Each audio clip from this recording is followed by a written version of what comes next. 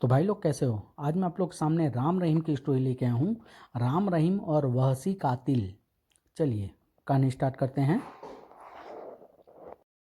एक दिन राम रहीम ग्रीनलैंड नामक स्वतंत्र देश में रह रहे अपने मित्र माइक से मिलने के लिए एक विमान द्वारा रवाना हुए, परंतु कुछ ही देर बाद उनका विमान आतंकवादियों की गतिविधियों का शिकार हो गया। बचाओ आह। विमान उस समय लाल सागर से गुजर रहा था, अतः विमान चालकों के समझाने बुझाने पर कुछ अन्य यात्रियों के साथ राम रहीम भी समुद्र में कूद पड़े। सौभाग्य से राम रहीम को समुद्र में बहता एक लंबा चौड़ा तख्ता मिल गया और वे बच गए। वह रात किसी तरह गुजर गई, लेकिन अगले दिन दोपहर को राम भैया, हे भगवान अब क्या होगा। तभी एक बड़ी सी लहर ने उन्हें 15-20 फुट ऊपर उछाल दिया। इस तरह वे वैल के मुंह में जाने से बच गए, परंतु जल्दी ही उन पर एक और विपत्ति टूटी और वे तख्ते समेत नीचे गिर पड़े। काफ़ी ऊंचाई से गिरने के बावजूद वे बच तो गए, लेकिन शीघ्र ही पानी में उभरी एक बड़ी सी चट्टान के साथ टकराकर उनका तख्ता टूट गया। वे एक बार फिर ईश्वर की कृपा से बच तो गए, किंतु अत्यधिक थकान, तेज बहाव व घायल होने के कारण दोनों बेहोश हो गए और पानी के बहाव में डूबते उतारते एक और बह चले। जब उन्हें होश आया तो वे एक पथरीले स्थान पर थे, जहां दो चिंपांजी न केवल उन्हें होश में लाए बल्कि उन्हें आपस में मिलने में भी उनकी मदद की। आहा रहीम, राम भैया। और दोनों एक दूसरे को जीवित देखकर प्रसन्नता से एक दूसरे के गले लग गए। उनके इस मिलन पर चिंपांजी जोड़ा बहुत प्रसन्न था। काफ़ी देर तक एक दूसरे को गले मिले रहने के बाद, तुम ठीक तो हो ना रहीम? हाँ, लेकिन क्या तुम बता सकते हो कि हम बच कैसे गए और इस समय कहाँ हैं? तुम्हारे दोनों ही प्रश्नों का उत्तर इस समय मेरे पास नहीं है। लेकिन तुम्हारे साथ यह चिंपांजी, अरे ये एक से दो कैसे हो गए? वो समझा, ये दोनों नर मादा है। अब मैं भी समझ गया।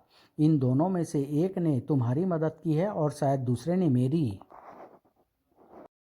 बिल्कुल यही लगता है, वरना हमें प्रसन्न देखकर ये दोनों इतने प्रसन्न नहीं होते। और देखो ना रहीम, इन्होंने हमारे खाने का भी प्रबंध किया हुआ है। शायद यह केले ये हमारे लिए ही लाए हैं। राम का इतना कहना था कि नर चिंपांजी ने केले का गुच्छा राम की ओर बढ़ा दिया। देखा राम कितने समझदार हैं। हाँ, शायद इनमें शैतान इंसानों से ज़्यादा अकल और समझदारी है। तभी तो आज इंसान दूसरे इंसान की जान लेने में लगा है। अपनी तोड़फोड़ और आतंकवादियों की हरकतों से यह दर्शाने की कोशिश कर रहा है कि उससे ज़्यादा बुद्धिमान और शक्तिशाली दूसरा कोई नहीं है। जबकि ये मासूम प्राणी भयानक और शक्तिशाली होते हुए भी मनुष्य की जान बचाने में लगे हैं। बहुत खूब रहीम, तुमने आज शायद पहली बार बहुत गहरी बात कह डाली, और यही सच्चाई है।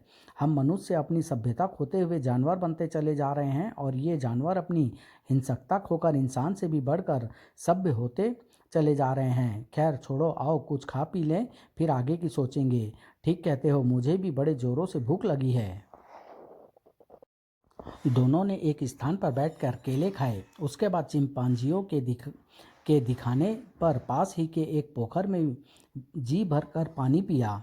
उसके बाद, राम भैया, यहाँ तक तो सब ठीक हुआ। अब प्रश्न यह उत्पन्न होता है कि हम यहाँ से निकलेंगे कैसे? निकलेंगे तो बाद में, पहले तो हमें यह पता लगाना है कि इस समय हम हैं कहाँ, और यह कोई टापू है या किसी देश की सीमा। उसके बाद ही राम अभी अपनी बात पूरी भी नहीं कर पाया था कि नर और मादा चिंपांजी उन दोनों का हाथ पकड़कर जोर जोर से चिल्लाने लगे। राम भैया, यह हमसे कुछ कह रहे हैं, लेकिन क्या कह रहे हैं यह मेरी समझ में नहीं आ रहा है। परंतु मेरी समझ में आ रहा है रहीम, शायद ये हमसे अपने साथ चलने के लिए कह रहे हैं। राम का विचार ठीक ही था। दोनों नर मादा उनका हाथ पकड़कर उन्हें एक और ले जाने लगे। आखिर ये हमें ले जा कहाँ रहे हैं? यह तो वहीं जाकर पता चलेगा जहाँ ये हमें ले जा रहे हैं। ओह। लगभग 15 मिनट तक चलते रहने के पश्चात एक ऊंचे पहाड़ के सामने पहुंचकर उन दोनों नर मादा ने राम और रहीम का हाथ छोड़ दिया और किलकाली मारते हुए कलाबाजियां खाने लगे। अब इन्हें यह कौन सा दौरा पड़ गया? इन्हें दौरा नहीं पड़ा, बल्कि ये इस तरह कलाबाजी खाकर हमसे यहाँ रुकने के लिए कह रहे हैं। क्या यह तुम कैसे कह सकते हो राम भैया? शायद तुम आनंद के बंदर को भुला बैठे हो। उससे मैंने जानवरों की बहुत सी आदत सीखी है। राम की बात सुनकर रहीम एक गहरी सांस छोड़कर चुप हो गया। राम ने चिंपांजियों का हाथ के इशारे से समझाया कि वह वहीं रुके रहें। तब दोनों नर मादा उछलते कूदते पहाड़ी की ओर दौड़ पड़े। अब ये दोनों कहाँ चल दिए? जरूर कोई खास बात है, थोड़ी देर रुको, अभी मालूम हो जाएगा। फिर अभी कुछ ही समय बीता होगा कि उन दोनों नर मादा के साथ बहुत सारे जंगली स्त्री पुरुष और बच्चों के साथ आते देख राम रहीम चौंक उठे। राम भैया, खतरा, सावधान हो जाओ, जल्दबाजी में तुम कोई गलत कदम न उठा बैठना। रहीम, उन्हें पहले पास आने दो। उन लोगों ने जल्द ही राम रहीम को आकर घेर लिया। तुम लोग कौन हो और यहाँ कैसे आए हो? मेरा नाम राम है और यह रहीम है। फिर राम ने अपना और रहीम का परिचय देने के बाद उन्हें अपने वहाँ पहुँचने के बारे में सारी बात बता दी और बोला, क्या आप बता सकते हैं श्रीमान कि यह कौन सी जगह है और आप लोग कौन हैं और कहाँ रहते हैं? यह काला टापू है और हम यहाँ के बर्बाद वासी हैं। किसी तरह उस बड़े पहाड़ की कोह में छिपकर अपना जीवन बिता रहे हैं और आगे हमारी जिंदगी और मौत अब देवता के हाथ में है। राम रहीम को उस वृद्ध की बातें बहुत ही रहस्यमय लगी। वैसे भी उन्हें उन सब के चेहरों पर भय की छाप दिखाई दे रही थी। हम आपकी बात समझे नहीं महाशय। समझ कर करोगे भी क्या बच्चों? बस समझ लो कि देवता ने तुम्हारी जिंदगी बचाकर तुम्हें इस टापू पर तो भेज दिया, परंतु अब तुम दोनों अपने घर वापस नहीं लौट पाओगे। वह क्यों? क्योंकि इस टापू का बेरहम डाकू काला शेर अब तुम्हें जिंदा वापस नहीं जाने देगा, क्योंकि हम सब भी उसी के सताए हुए हैं। डाकू काला शेर? बाबा, यह सब क्या कह रहे हैं आप? कृपया साफ साफ बताइए ना। हो सकता है हम लोग अपनी जान बचाने के साथ साथ आपकी भी कुछ मदद कर सकें। डाकू काला शेर बहुत ही बेरहम और खूंखार डाकू है मेरे बच्चों, और उससे हम और तुम तो क्या शायद देवता भी टक्कर नहीं ले सकते। उसने हम सब लोगों का जीना हराम कर दिया है। सुनो, मैं तुम्हें पूरी बात बताता हूँ। वृद्ध ने कहना आरंभ किया। इसी टापू पर 2 मील आगे एक समतल से स्थान पर आज से कुछ माह पहले हमारी बस्ती थी। हम लोगों के दिन आराम और शांतिपूर्वक गुजर रहे थे। हम लोग खेती बाड़ी करके और मछलियां पकड़कर अपना गुजारा कर रहे थे। न बाहरी दुनिया की हमसे मतलब था और न हमें बाहरी दुनिया से, क्योंकि हम अपनी ज़रूरत का सामान यहीं अपनी धरती पर ही पैदा कर लेते थे। और बाहरी दुनिया को शायद इस टापू का पता नहीं था, और अगर पता था भी तो वे इस वीरान समझकर यहाँ नहीं आते थे। परंतु आज से 4-5 माह पहले एक बड़ी सी किश्ती हमारे टापू के किनारे आकर रुकी और हम लोग उनसे उसमें से उतरने वाले लोगों को आश्चर्य से देखते रहे। वे सभी गोला बारूद से लैस थे। काका, कौन है ये लोग? क्या कहा जा सकता है टाबरो? वैसे है तो विदेशी और पता नहीं यहाँ क्यों आए हैं। खैर, अभी मालूम हो जाएगा। वे हमारी ओर ही आ रहे हैं। सुन बुड्ढे, आज से हम लोग तुम्हारी बस्ती के मेहमान हैं और हम सब लोगों को खातिरदारी का भार तुम समेत सारी बस्ती वालों पर है, समझे? और कान खोलकर यह भी सुन ले कि यदि तुमने हमारी खातिरदारी में कोई कमी की तो हम तुम सबको भून कर रख देंगे, साथ ही तुम्हारी बस्ती में आग भी लगा देंगे। वे लोग सशस्त्र थे, इसलिए मैंने और हमारी बस्ती के किसी भी व्यक्ति ने उनका विरोध नहीं किया और उनके कहे अनुसार उनकी हर एक बात को मानते हुए उनकी खूब खातिरदारी करते रहे। 2-3 दिन बाद 3 बड़ी बड़ी नावें फिर किनारे पर आकर रुकी। उनमें घोड़े और पेटियां लदी हुई थी। शाबाश, जल्दी उतारो सारा सामान। आखिर मैंने साहस करके उनसे पूछ ही लिया, श्रीमान यह सब क्या है? आखिर आप लोग हैं कौन और चाहते क्या हैं? अबे बूढ़े, हम लोग डाकू हैं, डाकू, और मेरा नाम काला शेर है। आज के बाद यदि फिर तूने मुझसे कुछ पूछने की जरूरत की तो भून कर रख दूंगा। जा अब यहाँ से, अपने साथियों के साथ भाग जा। आह! हम चुपचाप वहाँ से चले आए। उसी दिन वे लोग हमारी बस्ती छोड़कर पास ही के जंगलों में चले गए। वहाँ वे क्या करते हैं हमें नहीं मालूम। हमारी बस्ती में उनका तभी आना होता था जब उन्हें खाने पीने की वस्तुओं की ज़रूरत पड़ती थी। हम लोग भी भय से उन्हें उनकी ज़रूरत का सामान दे देते थे। काका, आखिर यह सब कब तक चलता रहेगा? यदि हम उन्हें यूं ही रसद देते रहे तो एक दिन हमें और हमारे बाल बच्चों को भूखे मरने की नौबत आ जाएगी। धैर्य से काम लो जलोरा, देवता एक दिन स्वयं ही हमें इस मुसीबत से निजात दिला देंगे। हमने कई बार रात को उन्हें नाव द्वारा कहीं जाते देखा। वे लोग सुबह या दोपहर होने तक लौट आते थे, परंतु उनमें से कुछ घायल भी होते थे। कभी कभी तो उनके साथ अपने कुछ साथियों की लाशें भी होती थी, जिन्हें वे किनारे पर ही फूंक देते थे। और किनारे पर ही बंदे अपने घोड़ों पर सवार हो बस्ती से कुछ हटकर जाने वाले मार्ग से जंगल में चले जाते थे। 1-2 महीने तो हम लोग सब कुछ चुपचाप सहते रहे, यहाँ तक कि उन्हें रसद देने के चक्कर में हमें खाने पीने की कमी पड़ने लगी। तब हम लोग की पंचायत बैठी, काका आखिर यह सब कब तक चलता रहेगा? अब तो हमें ही खाने पीने के लाले पड़ने लगे हैं। हाँ काका, अब तो उनका पेट भरने के लिए हमें अपना और अपने बाल बच्चों का पेट काटना पड़ता है। परंतु उस समय तो बात बर्दाश्त से बाहर हो गई, जब वे हमारी बस्ती में रसद लेने के लिए आए और हमारी बहू बेटियों से छेड़छाड़ करने लगे। बचाओ! हम लोगों से न रहा गया और हमने लाठियों से उनकी पिटाई कर दी। खटाक ठाक हाय! और मारो कमीनों को! तुम लोगों की यह हिम्मत कि हम पर हाथ उठाओ! तुम लोगों को अब इसकी सजा भुगतनी पड़ेगी। और वही दिन हमारे विनाश का कारण बन गया। उसी रात जब हम गहरी नींद सोए हुए थे, वे वहसी लुटेरे घोड़े पर सवार होकर हमारी बस्ती में आए। अरे हैं, ओह दाल में कुछ काला लगता है। फिर इससे पहले कि हम उनकी मनसा भांपकर अपना कोई बचाव कर पाते, उन लोगों ने हम पर अंधाधुंध गोलियां बरसानी आरंभ कर दी। एक भी जिंदा नहीं बचना चाहिए, भागो भागो! पलक झपकते ही हमारे अधिकांश स्त्री पुरुषों की वहां लाशें बिछ गई, लेकिन उस गंजे काने शैतान वहसी कातिल को फिर भी दया नहीं आई। उसके क्रोध की आंख शांत नहीं हुई। आग लगा दो हरामजादों की पूरी बस्ती में! जो भी भीतर छुपे होंगे वे भी अपने आप खत्म हो जाएंगे।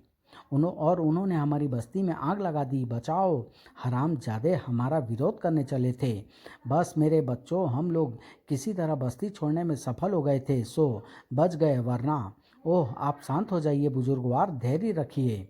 बूढ़े ने अपने आंसू पोंछ डाले, किंतु रुंधे स्वर में बोला, बस बच्चों, यही है हमारी दुख भरी कहानी। तभी से हम लोग इस पहाड़ी के भीतर बनी कोह में छिपकर अपना जीवन यापन कर रहे हैं। मुझे आपसे पूरी हमदर्दी है बाबा, लेकिन क्या वे वहसी कातिल अब भी यहाँ रह रहे हैं?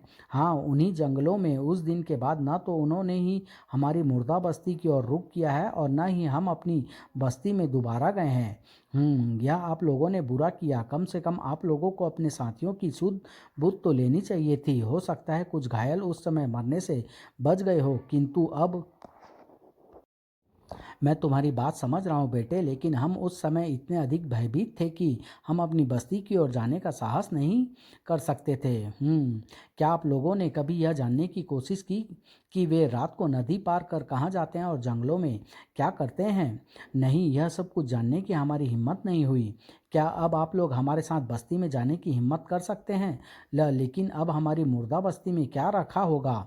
मैं चाहता हूँ कि आपकी बस्ती को फिर नए सिरे से आबाद किया जाए। क्या? हाँ, मैं चाहता हूँ कि आप लोग फिर पहली जैसी खुशहाल ज़िंदगी बसर करें।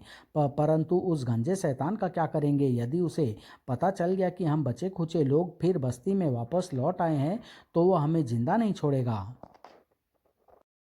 उस उल्लू के पट्टे की आप लोग जरा भी चिंता ना करें। अब उस वहसी कातिल से हम निपटेंगे। लेकिन तुम बच्चे, आप हमें बच्चा मत समझिए बुजुर्गवार। हम क्या हैं अब आप बाद में ही समझ पाएंगे। अब तो मैं यही कह सकता हूँ कि हमारे विमान की दुर्घटना भगवान ने शायद हमें यहाँ भेजने और आप लोगों की मदद करने के लिए ही की थी। ठीक है मेरे बच्चों, जैसा तुम उचित समझो करो। हम तुम्हारे कहने मुताबिक ही चलेंगे और करेंगे। फिर वे लोग राम रहीम को एक लंबी चौड़ी गुफा में ले आए। वहां सर्वप्रथम वृद्ध और उसके कुछ साथियों ने राम रहीम के घावों पर उपचार किया। उसके बाद उन्होंने राम रहीम को फल फूल आदि खाने को दिए, जिन्हें खाकर वे खुद भी जी रहे थे। तब राम रहीम को मालूम हुआ कि उनके अजनबी मित्र यानी चिंपांजियों का वह जोड़ा दरअसल उनका पालतू है। फिर राम रहीम खा पीकर गहरी नींद सो गए। अगले दिन सुबह राम रहीम बचे कुचे बस्ती वालों के साथ उनकी जली हुई मुर्दा बस्ती में पहुंचे। वहां लाशें अब तक हड्डी पिंजर का रूप धारण कर चुकी थी। वहां का दृश्य देखकर राम रहीम की आंखें भी नम हो गई। बाबा, आप इन सब हड्डी पिंजरों को एक स्थान पर एकत्रित करके इनमें आग लगा दें और पूरी बस्ती की सफाई करवाइए। ठीक है बेटा। वृद्ध और उसके साथियों ने पूरी बस्ती से कंकालों को निकालकर एक स्थान पर एकत्रित कर उसमें आग लगा दी। फिर वे बस्ती को साफ करने में जुट गए। राम रहीम ने भी उनकी मदद की। बस्ती को साफ कर उसे दोबारा निर्मित करने में उन्हें 1 माह से ऊपर का समय लग गया। क्यों बाबा, अब कैसी लग रही है आपको आपकी बस्ती? बहुत अच्छी लेकिन बेटा वह पहली जैसी चहल पहल और हमारे साथी।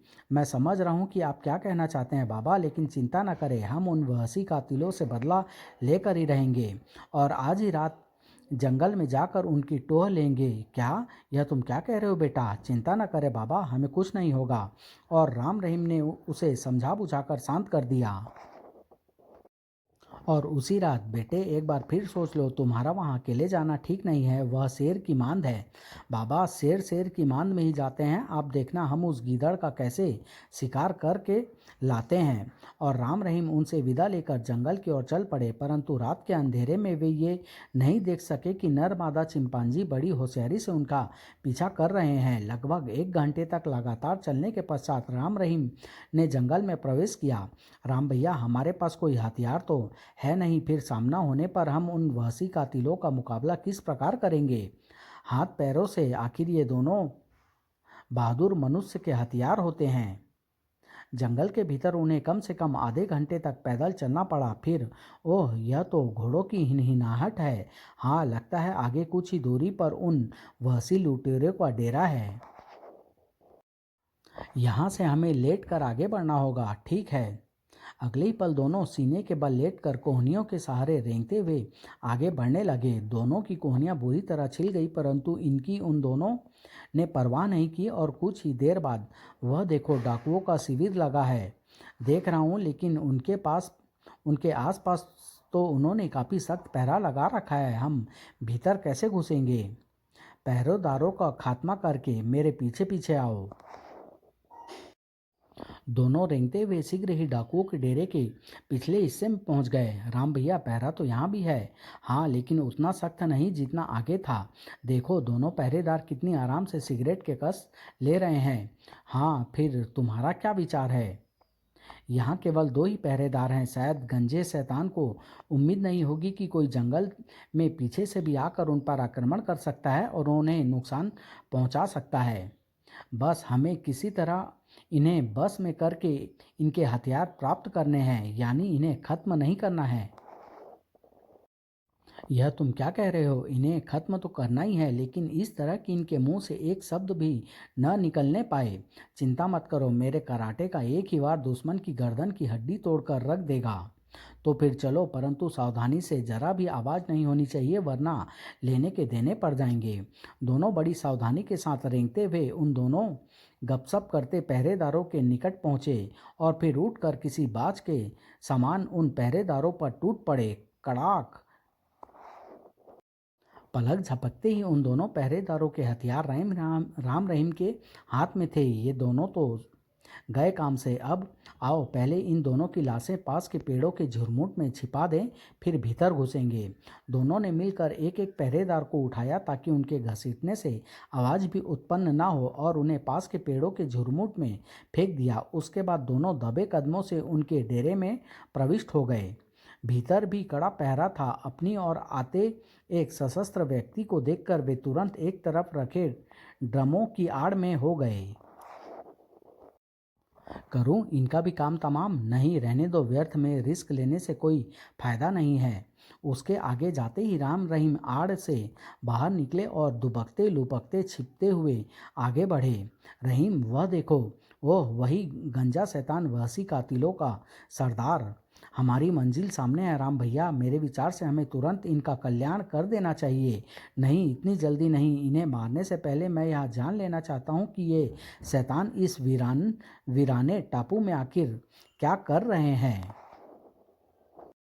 कोई ना कोई षड्यंत्र ही रच रहे होंगे, तभी तो ये लोग यहाँ कागज लिए मीटिंग जमाए बैठे हैं। मैं उसी षड्यंत्र के बारे में जानना चाहता हूँ। तभी खबरदार, अपनी जगह से हिलने की कोशिश मत करना, वरना जान से हाथ धो बैठोगे। ओह, फंस गए।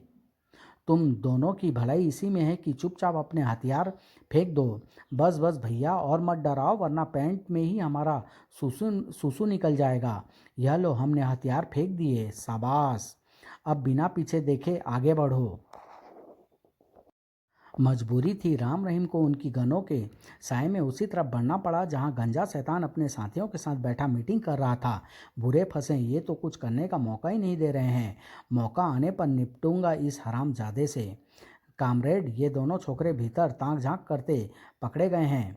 गंजा और उसका साथी तुरंत उठ खड़े हुए। कौन है ये छोकरे? मालूम नहीं कामरेड, लेकिन ये हमारे कैंप में पीछे के रास्ते से दाखिल हुए हैं। क्या मतलब? क्या वहाँ पहरेदार नहीं थे, लेकिन इन हरामजादों ने ही उन्हें ठिकाने लगा दिया है। इसका मतलब यह हुआ कि ये छोकरे खतरनाक हैं और हो सकता है हमारे दुश्मनों के भेदिए ही हो। क्यों बे उल्लू के पट्टो, कौन हो तुम लोग? सच सच बताना, वरना तुम्हारे शरीरों पर मांस का एक भी लौथड़ा नजर नहीं आएगा। उत्तर में राम रहीम ने उन्हें आप बीती सुना दी, लेकिन यह नहीं बताया कि यहाँ आकर वे बस्ती वालों से भी मिले थे। परंतु गंजा भी बड़ा मक्कार था, उसे शायद राम रहीम की बातों पर विश्वास नहीं आया था। ज़्यादा चालाक बनने की कोशिश मत करो छोकरो। यदि तुम एक दुर्घटनाग्रस्त विमान के अभागे यात्री होते तो इस बीहड़ जंगल में घुसकर हमारे आदमी की जान लेकर हमारे डेरे में घुसने की हिम्मत नहीं करते, बल्कि साधारण रूप से ही हमसे मिलने की कोशिश करते। अब भी वक्त है, तुम लोग सच सच सब कुछ बता दो, वरना तुम्हारी लाशों पर कुत्ते का बच्चा भी सूसू करने यहाँ नहीं आएगा। साला, यह गंजे का बच्चा तो बड़ा ही चालाक है। हम सच ही बोल रहे हैं श्रीमान जी, हमारी बात पर विश्वास कीजिए। तो तुम यूं नहीं मानने वाले। शकीर, खत्म कर दो इन्हें, इसके बाद ही हम अपनी आगे की योजना बनाएंगे। योजना? ओह, तो मेरा अनुमान ठीक ही निकला। ये लोग यहाँ किसी के विरुद्ध भयानक षड्यंत्र रच रहे हैं। इधर गंजे का आदेश मिलते ही राम रहीम की और कई गनें तन चुकी थी। उफ, बचने का कोई उपाय नजर नहीं आ रहा है। फिर किसी तरह इन्हें बातों में लगाकर कुछ समय बिताना चाहिए। अगले ही पल, भाई, लेकिन कम से कम हमें मारने से पहले आप यह तो बता दें कि आप लोग कौन हैं और इस बियाबान जंगल में कौन से षड्यंत्र की योजना बना रहे हैं। रहीम की बात सुनकर वह गंजा ठठा मारकर हंस पड़ा। तुम्हारे मन की यह मुराद हम अवश्य पूरी करेंगे। सुनो, हम लोग ग्रीनलैंड के विद्रोही सैनिक हैं, यानी विद्रोही छापामार। क्या कहा? ग्रीनलैंड के? हाँ, तो क्या ग्रीनलैंड यहाँ से निकट ही है? हाँ, इस टापू और ग्रीनलैंड के बीच एक नदी ही पड़ती है। हम लोग प्रायः रात को नदी पार करके ग्रीनलैंड जाते हैं और वहाँ तोड़ फोड़ करके इस टापू पर वापस लौट आते हैं। ओह, यानी तुम ग्रीनलैंड के आतंकवादी हो? यही समझ लो। हम लोगों का सिर्फ एक ही उद्देश्य है कि किसी भी तरह ग्रीनलैंड में अशांति फैलाकर वहाँ की मौजूदा सरकार का तख्ता पलट दिया जाए और वहाँ का तख्ता पलट कर खुद तख्ते पर बैठा जाए। रहीम ने उसका वाक्य पूरा किया। तुमने बिल्कुल ठीक कहा। मेरा और मेरे साथियों का यही उद्देश्य है और मुझे पूरा विश्वास है कि जल्द ही हमारा यह मिशन कामयाब हो जाएगा। हरगिज नहीं, हमारे जीते जी तुम इस उद्देश्य में कभी कामयाब नहीं हो पाओगे। जब तुम दोनों बचोगे तभी तो हमारे मार्ग में रुकावट बनोगे ना। साथियों, खत्म कर दो इन्हें। परंतु इससे पहले कि गंजे काले शेर के साथी राम रहीम को मौत के घाट उतार पाते, धाएं धाएं हैं। इन्हें इन्हें किन्होंने मारा? ये गोलियां कहाँ से चली? तभी मारो मारो, कोई बचकर जाने ना पाए। उफ, आह, हैं, अरे, ओह, ये कमबख्त यहाँ कहाँ से आ मरे? वाह, यह हुई ना बात। हुआ यह था कि चिंपांजियों के जोड़े ने बस्ती से राम रहीम का पीछा किया था और जब उन्होंने राम रहीम को खतरे में फंसा देखा तो वापस लौटकर बस्ती वालों को बुला लाए थे। अरे मूर्खों, खड़े खड़े देख क्या रहे हो? भून डालो इन सबको। परंतु इससे पहले कि गंजे का कोई भी साथी हरकत में आता, राम रहीम उन पर टूट पड़े। धड़ाक ढिसूम। बस्ती वालों ने शीघ्र ही उन्हें घेर कर उनकी पिटाई आरंभ कर दी। खटाक धड़ाक, उफ, आई, ढिसूम, हाय, मर गया। शीघ्र ही राम रहीम, चिंपांजियों और बस्ती वालों ने मिलकर गंजे और उसके तमाम साथियों को मौत के घाट उतार दिया। मेरे बच्चों, आज की रात हमारे लिए कितनी शुभ साबित हुई। हाँ काका, हमें भी इन शैतानों के अंत पर बहुत खुशी हो रही है, क्योंकि ये हमारे मित्र के देश के दुश्मन थे और उनके देश की शांति को भंग करने में कार्यरत थे। कहकर राम ने वृद्ध को सारी बात बता दी। फिर वे वापस बस्ती लौट आए। वृद्ध के काफ़ी आग्रह करने पर राम रहीम ने कई दिन उस बस्ती में रहे। उसके बाद वे काले शेर की एक मजबूत नाव लेकर ग्रीनलैंड की ओर चल पड़े। परंतु वे जैसे ही नदी पार कर ग्रीनलैंड की सीमा पर पहुंचे, उन्हें मिलिट्री के सशस्त्र सैनिकों ने अपने घेरे में ले लिया। चुपचाप आगे बढ़ो। वे लोग उन्हें लेकर अपने सीमा सीमावर्ती कैंप में पहुंचे। वहां संयोग से उस समय माइक के पिता कर्नल जोसेफ ड्यूटी पर मौजूद थे। अरे राम रहीम, आहा अंकल। फिर राम रहीम के मुख से सारी बातें सुनने के बाद उन्होंने प्रसन्नता से उन्हें सीने से लगा लिया। सच, तुमने हमारे और हमारे देश के लिए महान कार्य किया है मेरे बच्चों। तुम्हारा यह एहसान हम कभी नहीं भुला पाएंगे। हम तो स्वयं काफ़ी समय से उन विद्रोहियों को पकड़ने की कोशिश कर रहे थे। कर्नल जोसेफ उसी समय उन्हें लेकर अपने घर पहुंचे। वहां अपने मित्र माइक से मिलकर उन्हें अपार प्रसन्नता हुई। इस तरह उनकी दुखांत यात्रा का एक सुखांत अंत हुआ। समाप्त।